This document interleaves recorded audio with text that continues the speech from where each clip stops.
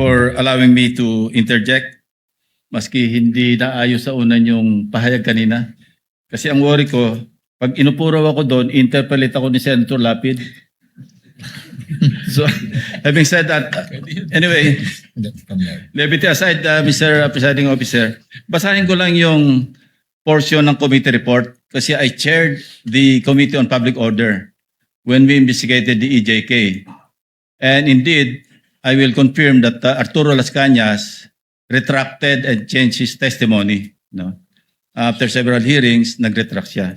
But hindi po ako nag-file ng perjury. Gusto ko lang i-correct yun.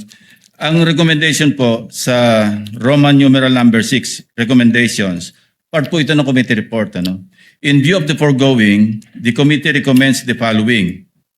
1. Amendment of the revised penal code to increase the penalty for the crime of perjury. Yun po yung context na dahil committee report ito, nagre-recommend ako na i-amend yung revised penal code, particularly sa krimen ng perjury. Pero gusto ko lang i-correct na hindi ako nag-file ng perjury. Thank you. The manifestation is noted. Counsel for the respondent may proceed.